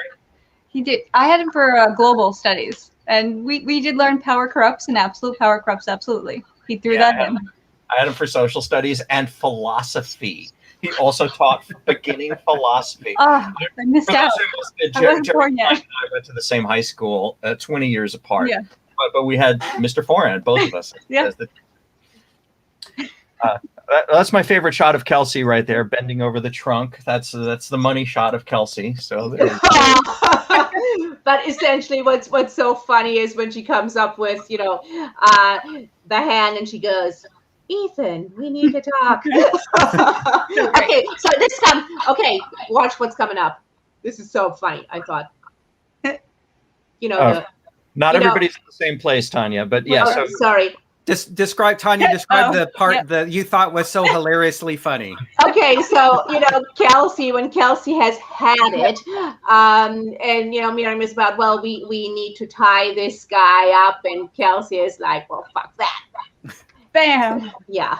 And then she keeps going, and I just love that. It's like Kelsey's like, I am done with all of this. A great bit of empowerment there, right, Florence? Yeah. Yeah. Actually, yeah, it was a really fun role to play. You were great in it. No, thanks. So there's this thing we like to call in screenwriting parlance, just kill him. Okay, what that means to translate is there's so many times you're watching movies and TV shows where the protagonist like clobbers somebody over the head who's chasing them, and then they just leave them on the ground, and then they keep running. Seriously. And of course, Seriously. it's a cliche, right? And we know that they just do that because we can't kill the bad guy, because we want the bad guy to come back later and continue to hassle the person. So, and it's so obvious in real life. Would you ever do that? No, you would kill the person to make sure that threat is neutralized. I would. Know. I think in real life I would give up really early. I think I would just be for it in scene one, be like, this is too hard. I'm not killing anybody. Bye. And then, of course, Jim, on the other side, you kill somebody and they say, I'm not dead yet. And then you just chop. That's what I can see. Throw a little Monty Python in here, yeah. But it's funny, Flo, you talk about the parallels between comedy and horror, and as I'm watching this, I'm like, you're right. The little bits of comedy are like a small release valve. Yeah. And it even happens in Marvel movies where there's comedy, sometimes a little too much, but that kind of releases the stress and the fear and angst that we carry. Totally. Jordan Peele does it really well in all his writing and stuff. Obviously, he's a hilarious man, but also absolutely loves the horror genre. Speaking of comedy, there was a little thing that we just went past that I wanted to point out, which I loved so much, and that Jason came up with. When Cyrus calls for his ride. He's got his phone where he calls for his ride, and what he has is not only the car, he's got the boat and the helicopter, and I just think that's hilarious. And doesn't it say, "Get to the chopper"? Get to the chopper. So Jason sprang that on us. He did not tell us he was going to do that. He literally, it wasn't in the script. And we were watching the scene, and I think he didn't even put it into the screening, right, Tanya? And then when that came up, and we just cracked up laughing, and he looked over at us. He was all nervous because he was like, and we were like, yeah, thumbs up, dude. Yeah, that was hilarious. And Jason did that voice, right? Jason did the Austrian bodybuilder-esque voice. Yes. Yes. And trivia question, who knows how many times the phrase "get to the chopper" appears in the movie Predator? How many times does Arnold say "get to the chopper" in the movie Predator? I think I have an answer, but I don't want to shout it out. But maybe one of our people watching might know. If you know the answer, chime in. I'd love to see if anybody knows that, because I know it. That would be interesting. Oh, so right here we have another "just kill him" moment. Okay, so once again, they come into the room. Cyrus is like, "But wait, I can give you all sorts of shit," and Ethan's like, "No, no, just kill him." Just kill him. And those moments are wonderful because people don't expect it. I think people are so conditioned to the cliche of not killing the bad guy. I mean, how can they kill the bad guy? It's at like the 60-minute mark of the movie. Like, nah, fuck it, just kill him. All right, so how many times? Do we have any answers? Lauren, I don't know. No answers on board, but I think people are just so taken with the blood and gore at this point. It's a lot of blood at this point. A lot of injuries. The answer is Jerry knows all the injuries intimately. Jim, what was the answer, Jim? Oh, sorry. 3, wrong hand. 3. 3 times. 3 times. Yep. You hear "get to the chopper" 3 times. There you go. All right, so let's talk a little bit about Morena Baccarin. We haven't even mentioned her, and she's one of the stars of this movie. We got really lucky.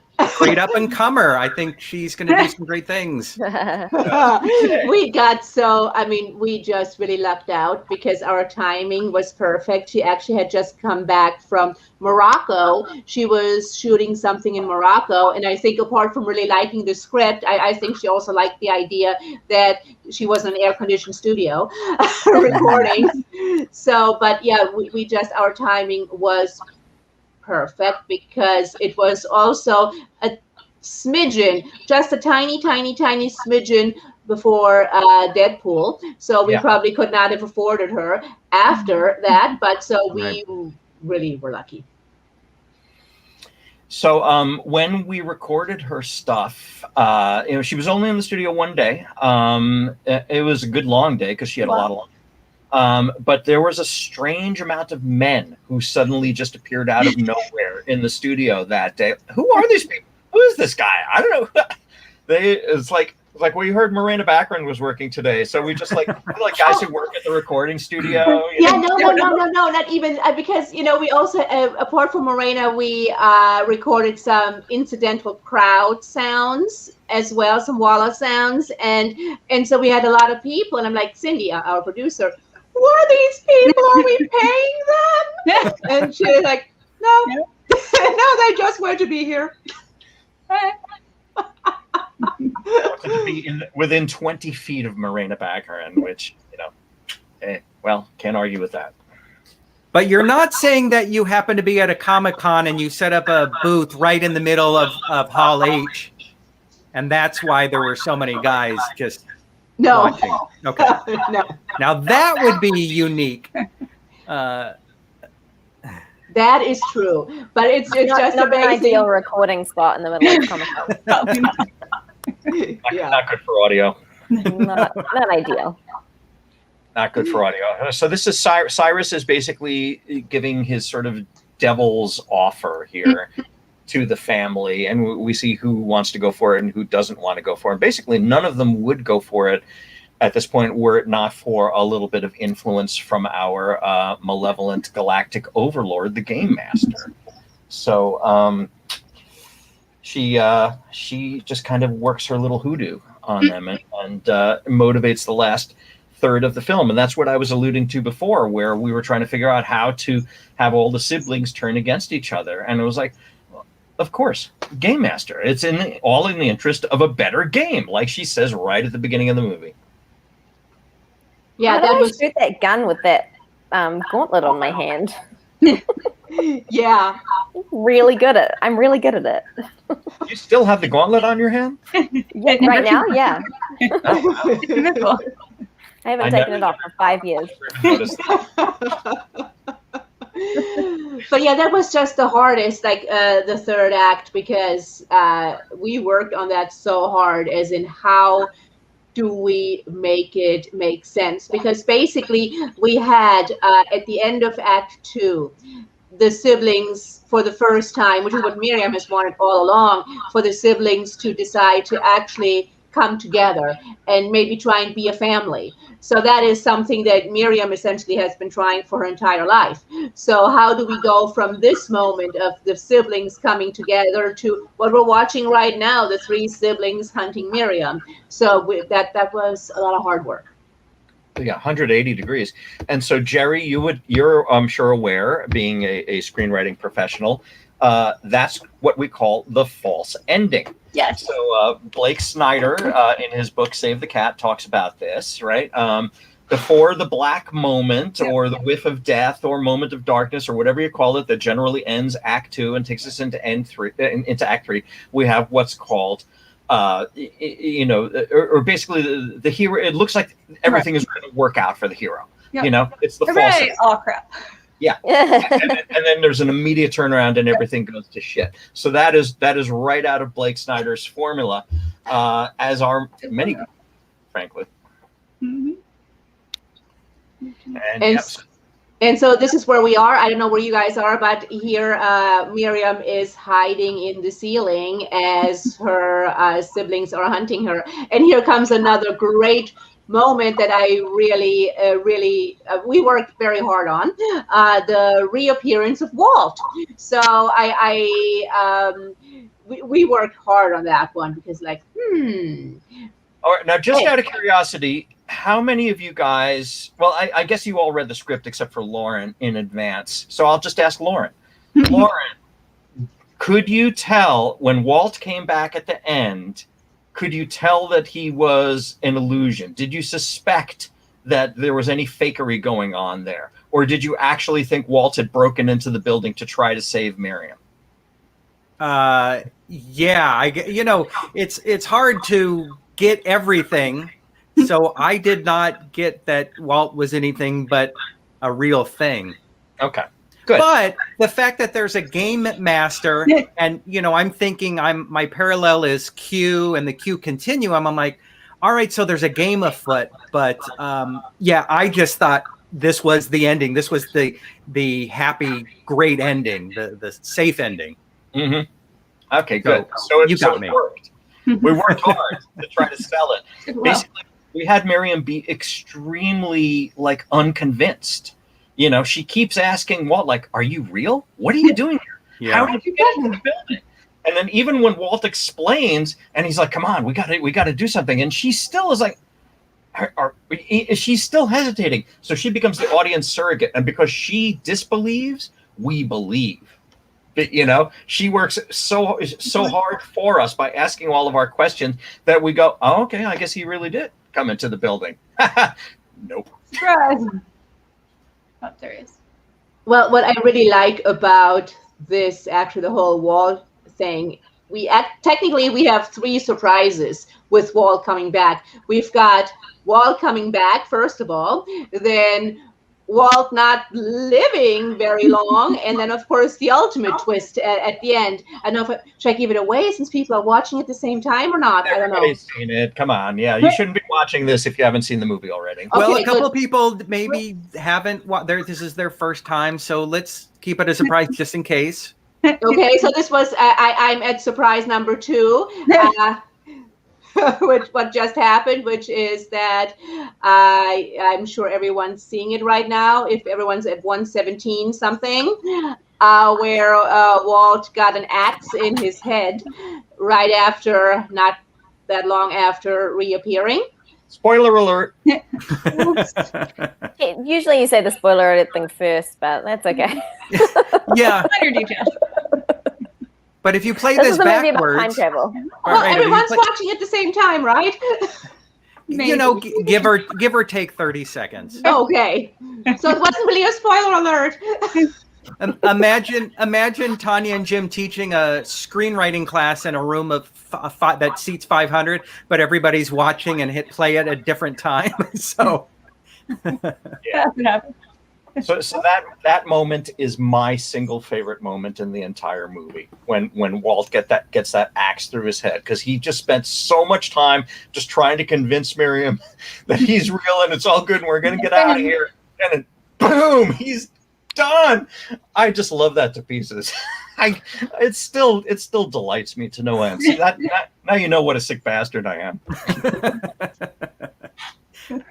this one's pretty crazy. This is my favorite. Sorry, Kelsey. Just a flesh wound, right? Just an electric flesh wound. So we did some research and we found out that during electrocutions, it's really not a pretty way to go. If you ever get condemned and they're going to kill you, go for the injection. Okay. But yeah, the reason they tape gauze over your eyes is because your eyes literally will burst. And I remember saying to Jason, I'm like, can we make her eyes burst? And he's like, we can, but do we want to? It's really gross. And I'm like, yeah, at this point, come on. Go for it. Yeah, I mean, I love the glasses, how they just kind of, each side just kind of dangles. But they're still stayed on his ear. Yeah. Just dangling.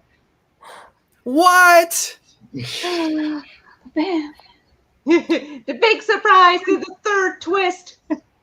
You know, Tanya, we never even thought of it. What we should have done is when Game Master transforms back into herself, her glasses should have been hanging in the same configuration as Walt, and she should have had to reset them. That would have been such a nice little moment. We just never thought of it. I like that. Yeah. Oh, well. Yeah. So here we are at the home stretch where we have oodles of blood. So if I mean it's animated blood, guys, but if you have a problem with oodles of blood, this you should look away now, because we'll just have more oodles of blood. Yeah, I guess it's fair. Here's the thing, though, and God bless all of you who are watching. Thank you very much for participating in this. We really appreciate it. But you really should have watched the movie first, because, like, if you're just watching it and kind of listening to us, it really kind of ruins it. It's just a bunch of stupid pictures with gore and shit flying around. there actually is a story, and you know, it's kind of fun. So please go back and watch it again now that we've ruined it. Great promotion. How can people watch this? What if they didn't have a streaming service? Jim, what some physical form of media that they might have? That sounds like a plug, Lauren. I don't know. What could that possibly be? So we're out on Blu-ray, and we've got 4+ hours of digital extras with all sorts of cool stuff. Director's commentary, behind-the-scenes interviews with William Shatner, Ray Wise, Morena Baccarin, Bill Moseley, Florence Hardigan, and just you know, the animatic, just like the story of the making of the film, just tons and tons and tons of cool stuff for a whopping $12.99 on bestbuy.com. Nice. Can you talk about the soundtrack? The music is phenomenal. It seems like every week I'm always saying, boy, this would be great on marbled vinyl. So our composer, Renee, Tanya, go for it. Talk. You're talked out. Okay. He's done. Renee Bosco, who is, I mean, again, we got really, really lucky because, so he, interestingly enough, for anyone out there who is producing a movie or wants to produce a movie, the first thing you will get when you like list a movie or when you're in production or when you list a movie on IMDb is you will get a gazillion resumes from composers. So being a composer in this business, or being a composer in general, is harder than being an actor, if you can believe it, or a writer or a director. It's harder to come by composing gigs than it is come by acting gigs. So we got a lot of composers who were interested in scoring this movie, and we found Renee, and we were just so fortunate because animation takes a lot more soundtrack, a lot more music. It's just so much, a lot more important with animation because first of all, you tend to have more wall to wall than you have in live action, and because you need more help with animation to set the mood, set the tone, set the world, and that's why the music is just so important for animation. Now, Renee, if I remember correctly, he came from doing all of the DC shows, isn't that right? Where he was like the he had worked on Supergirl and Arrow and the Flash and all of those, and he for years was sort of like the second fiddle composer, you know. And I forget the name of the primary composer of those shows. But he had done a ton of scoring on those shows, and his resume, I mean, his body of work was just incredible. And the diversity of styles and what he was able to churn out on a weekly schedule with just a few instruments, you know. And obviously, we didn't have a huge budget on this movie, and incredibly, that I know you'd never believe it to watch it, right?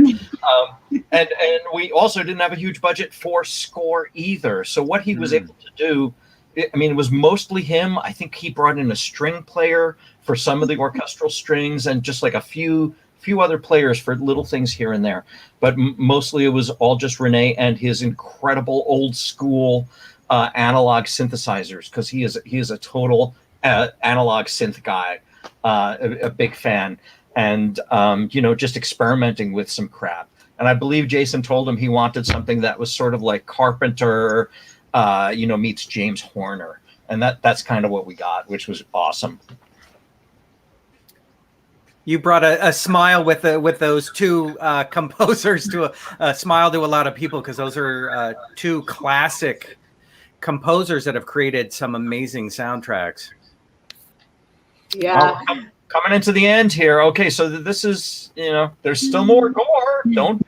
Yes, this is also one of my favorites. I don't know where you guys are, but this is the final moments of Cyrus and then the chopper.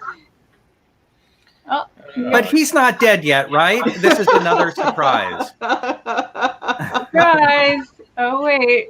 Oh wait, no, that looks like he's really good. Wait, I think yeah. Yeah, he's mincemeat. Oh. And Miriam's not done. She's still venting. Vent. Oh. All the let out. And notice the background. We did that sort of purple and pink theme just for you, Jerry. It's clearly my favorite. It's very beautiful.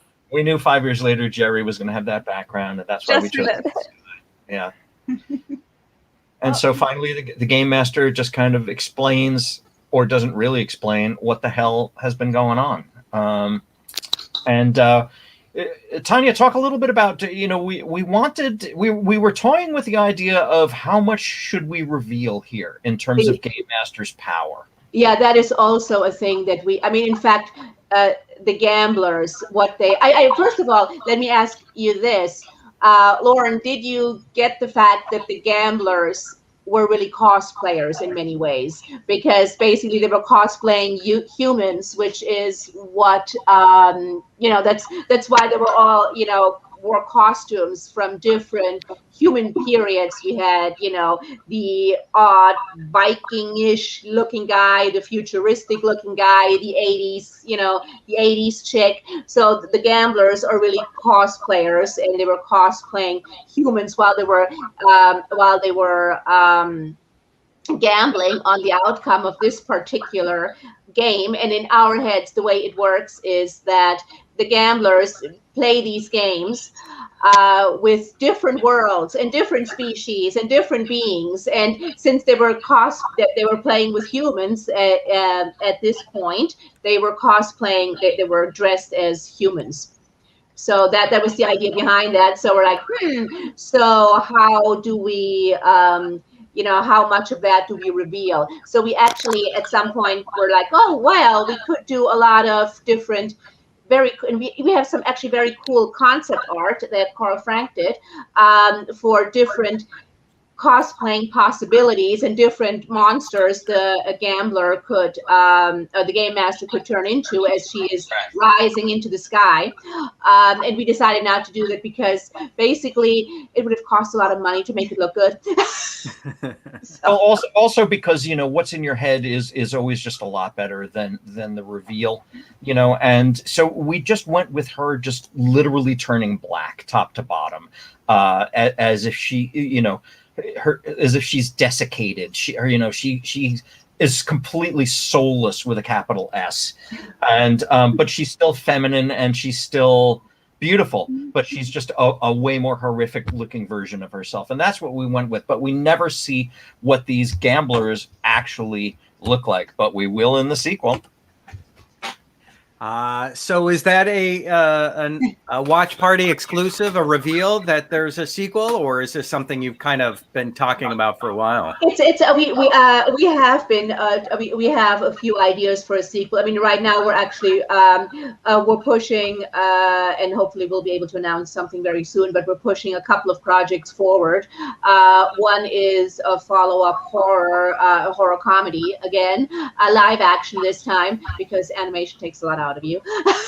and the other one is a political sci-fi thriller that we're hoping to do actually partially or all in Europe next year. So those are the two projects that we're and again, hopefully there will be announcements soon. But for the follow-up for To Your Last Death, yes, we do have follow-ups because the gamblers, the gamblers are franchisable, which is why we designed it this way, so the gamblers we know they can go anywhere in time and place, so the gamblers can play their games in the past, present, or future anywhere they want. Yeah, you hear a lot about something called IP, intellectual property, where you can take a property like this, extend it, add elements. Perhaps Flo will have a figurine of her character. That is my goal in life. So, oh, I want it so much. Exactly. And what was the budget for this? Way too much as far as we are concerned, but definitely a lot less, a lot less, as if we were, a studio movie. Yeah, it was under $1 million. Well, not to Flo, not to showcase my dream. I always wanted to be a cartoon character that was something that you could actually buy. So let's see. I'll hold this up. I'm actually a children's chewable vitamin because that's my character, and that's right now, that's where I've made it. So we're not quite through, even though we're rolling credits. I really hope a lot of people don't tune out before the end of the credits because there are two post-credit sequences. Two post-credit sequences, and we had to leave everybody with just a little bit of Mr. Shatner to kind of just sort of creep them out and remind them that everything sucks. At least you didn't know. Surprise. And There we go. So we get just a little bit more of Mr. Shatner's dulcet tones, who, by the way, was wonderful to work with. And an incredibly fun experience. So, Flo, we haven't seen you in so long. Just tell us, and I guess everybody, what are you up to? What you doing? Yeah, I'm in New Zealand, and I am working here. I just shot a TV show called Panthers, which is about.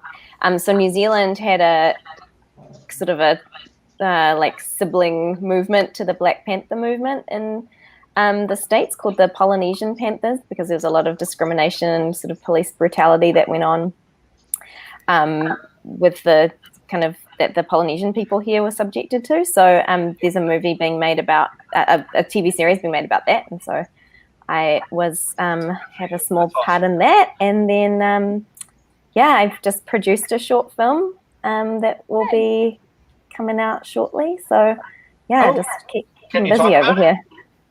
Yeah, I can. It's not horror at all. It's called Manny and Quinn, and it's about a shy shopkeeper who owns who works in a woman's clothing store, and then a handsome stranger moves in across the street, but they're both the best friends of their shop mannequins, and so they sort of fall in love, but they woo each other sort of with playing like a little sort of game with the two mannequins. So it's really sweet, and it's about sort of people finding love later in life, which is really cute. Especially the lead, our lead actress is in her early 60s, and I just love seeing women. There's this kind of a thing that women sort of disappear from screen after the age of 40, and suddenly they're not there. And believe it or not, and women do exist in the world that are over the age of 40, and they have hopes and dreams and emotions, and they desire, and so that I love that about the film. It's quite whimsical and really pretty. So we wrapped up, and now we're getting into post. So it's cool. Wonderful. That sounds awesome. Yeah, Jerry, what do you have coming on? I'm working on some script stuff, and I also work for Coverage Inc. As well as a coordinator. So very cool. Writing all the time. Tanya, what do you have coming up? Well, we are working on those two projects I've mentioned before that we will hopefully be able to make announcements very, very soon. So we're getting very close to locking in a lot of things. So if we manage to do that, that would be awesome, because well, first of all, we want to do a follow-up horror comedy, which is live action, that we're looking forward to, and the other one is a bit of a bigger budget, so we're shooting it mostly in Europe, and we're putting all the pieces in place for that. So, and also, by the way, everyone who's watching, please root for us on Sunday, because something very cool is happening on Sunday, right, Lauren? That's right. We've got the award show on Sunday, and I'm looking forward to it. Jim, in addition to this Pink Floyd cover band, which we hope will someday come back live, anything else going on? Well, Tanya's my partner in Coverage Inc., so we work together on everything. So everything Tanya just said is what I'm also working on. And look, we've got 2 live action horror films that we are hoping to get into production in the next year or so, one of which is more logical to happen because of budget than the other. But our producers from this film are on board for the next one. And we also have some ideas for the sequel of this in various different formats, like Tanya was saying. And that is also sort of budget dependent, and we're talking to people. So we really don't know what's going to happen, but we know that we've got so many plates spinning right now that I'm actually dizzy watching them all. So it's really cool. And then one more plate that I want to ask about, Jim, probably the most important question of the night. What is happening in the world of men's facial hair? That is important. We all need to know.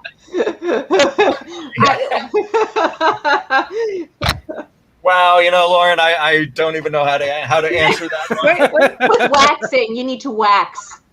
Waxing is good. No. Look, if you're a man of a certain age, you're going to start getting gray in here. Go to blackbeardformen.com and you will get rid of the gray. The end. Very done. Or you could wax. Now we all know. Thank you. For anybody that came in late, we had a couple of people who came in late. They're probably like, "What is Lauren talking about?" Yeah. But Jim helped finance this project through a company that helps men color in their beards. Well, Tanya and I are partners in that company as well. Oh, my apologies. Okay, got it. It's basically it's a vehicle to finance movies. So, yay! I mean, That's so smart. It's so cool. Look good in the process. So. Well, I would imagine with more projects coming up that you've mentioned, you need to continue producing and promoting new technologies. Yeah. I don't know about technology, but beard color, yes. Absolutely. Yes. But also, before we go, Lauren, I do want to mention the award this ceremony coming up. Anybody who's still watching right now hasn't tuned out yet. We're up for a couple of awards from the amazing Film Threat award this thing, which is coming up this Sunday at, what is it, like 4 p.m. Pacific? Is that right? Yeah, 4 p.m. But there's like a red carpet, and there's like a hanging out at the bar, backstage, and all kinds of things. And Lauren, you will be hosting, right? Well, I'm presenting. Oh, he's presenting, yeah. I'm presenting. The way I've hosted today, you don't want me to host an actual live award show. You're fantastic. You were great. Oh, thank you. You were great. Yeah. So everybody, please root us on. We need all the help we can get because we're up against some amazing movies. Really amazing. We can't believe that we were nominated. It's just incredible. Yeah.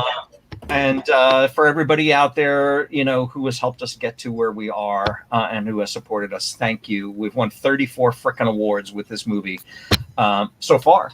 And that makes us one of the most award-winning horror movies of 2020. So thank you to Florence and to Jerry and, for everybody. We couldn't have done this without you. And we're totally looking forward to doing it again with someone else's money.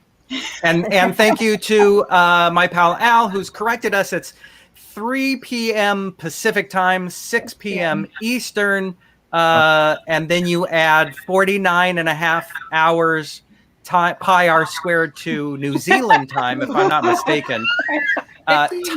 You know what? Tanya will be doing the math calculations. Oh God, yes. Now we're all in trouble. You can just Google it.